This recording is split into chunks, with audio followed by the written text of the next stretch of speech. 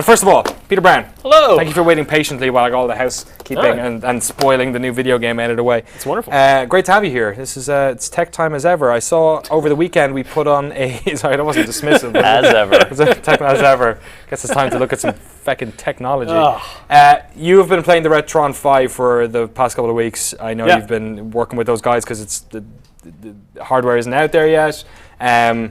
Your review went up over the weekend, sort of breaking down the pros and cons of it at the moment, and you're going to show us it now. Can you just give us a skivvy on what is this machine first of all, and is it fit for the purpose intended right now? Yes. Okay, so basically what this is a new system that plays a lot of old games. You have Nintendo, Super Nintendo, Genesis, but also the Japanese variants. You got Famicom, Super Famicom, and then Game Boy, Game Boy Color, and Game Boy Advance games as well.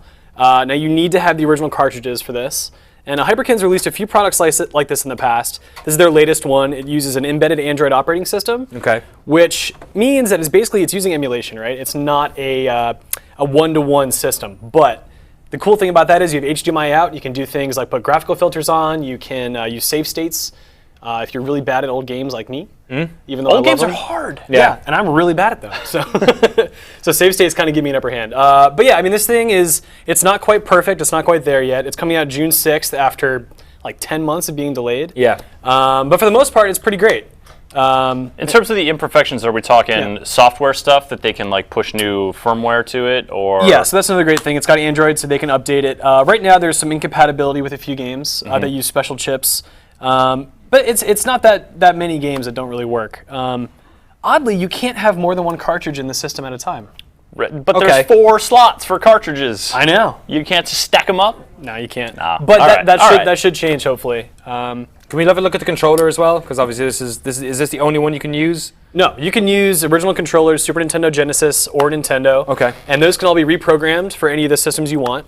And if you have 4 controllers for any system, you can plug those in and pretend like you have a multi-tap and play 4-player games. Wow. The one thing you can't Wait, you saying you can play like Genesis games with a Super NES controller? You got it. Wow, that's weird. Or with a Nintendo controller if you're weird, like an NES one. But what you cannot do is multiplayer Game Boy games because that requires a link cable, and that's not really a thing with this. So. Okay.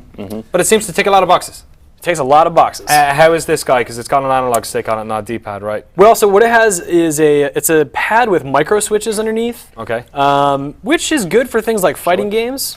Show it again. Hold it up to your mic and move it around a little bit. Just right here? No, like actually the thumbstick. Because it makes clicky noises. Is it like an 8-way? It like clicks at the stations, right? Yeah. Up, down, left, right, diagonals. Yeah. It's kind of obnoxious and cheap feeling, to be honest with you, but it works.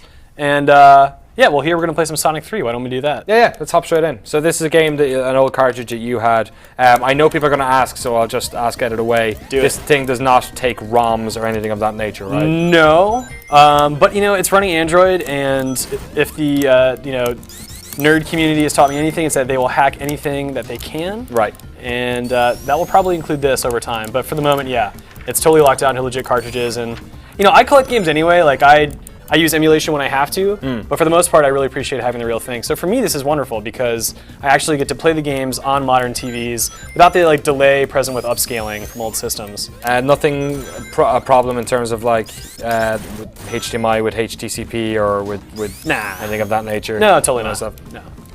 Awesome. If you have any questions for Peter, same as ever, put them in the chat, put them in the comments. I'll send them. I have a question. Let's do it. What you got? So this is the Retron 5. Yep, you're probably wondering what happened to the Retron 4. So there have been Retrons before this, and we've had them in the office and we played around with them. Yeah. Is there a story about the Retron 4 you want to tell, or do you just want? I was curious about the iteration, what has been added in here, what makes this I mean, has it been vastly improved over what you can get maybe in older systems? I mean, yeah, basically. So the Retron 4 was announced about a year and a half ago, and that was what the Retron 5 is now. But then they added support for Game Boy games, so that kind of changed up the whole number scheme. And well, hell, they're not going to come out with the Retron 4, I don't think. Was there a 3? Once you get that there high was a 3, yeah. in the numbers, feel free to skip any number you want. That's the entertainment has set that precedent. So is there a situation in which you should wait until the Retron 6 comes out? Well, so Nintendo 64 is the one cartridge system that a lot of people are asking for. Right. The only reason that's not in here is because the patent on the hardware is still valid. Okay. So once that runs out, I believe in 2016. Wow. Don't quote me on that. they should have something that will play Nintendo 64 games. The guys have already said at Hyperkin, the company that makes this, that they have that working in-house. It's just not a product that they can put on the market. So how far away from me from... Ouch, yeah. Nice work. How far No away Chaos from Emerald for you, Sonic. how far away from having like PlayStation 1 versions of this are we? Well, I mean, I think that's going to come down to what they want to do as a company, right? Because these, you don't have moving parts in these, right? It's just a cartridge slot and like an embedded Android computer. PlayStation stuff, you're going to have discs to contend with and moving parts and lenses, and it's a lot more places for things to go wrong. And Hyperkin is facing a bout of consumer lashback because this has been delayed so long, and the price was raised even 40% as well. How much is it? $140. Okay, so it was $100 before. It was $100. Their initial manufacturing process led to some errors, and they actually redesigned the chassis to support Sega Master System games and to fix the errors that they were experiencing. I don't really know what those were. But overall, I like this thing. This is one that they sent us for review. I'm probably going to buy one of my own for home because, like I said, playing games. Damn it. Talking. Yeah, you do it. I'm not doing crap over I here. can't talk and play at the same time. If you see Megabit, you know it.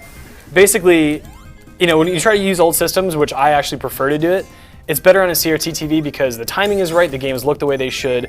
On an LCD, they're totally stretched. You press A few milliseconds or frames later. That's when it actually takes, and that's not really good for when games are so difficult. You know? I've got a couple of questions here. I'm going to get you quick. Anti-Vanti has asked, does it have any CRT emulation filters? Yes, it does have a scanline filter you can throw on top, and it has the similar filters you would find in emulators, such as like Super Eagle and all those great naming things that smooth out the pixels. Do you actually want to poke around in the menu of this at all? Oh yeah. Yeah, why don't we do it? I'll show you guys what we got. Turn on. So there's that save state lines. stuff you got. You can pop these filters on just right from the in-game menu. Yeah. So there are the scan lines, which take away some of the smoothing, but you can tell even with the scan lines present that it's a little bit nicer. Noodle Legs ask, have you ever noticed any lag with any of the emulations while running on HD? No, because this outputs native resolution to your TV, so there is no processing of the video, at least in terms of the TV, which before was the culprit. Where emulation happens, or where lag happens. All right, cool. So yeah, it's pretty great. Sweet. Thanks very much, Peter, for coming on and showing off the Retron 5. I'm not going anywhere. I'm going to keep playing. You want to keep playing? Sonic 3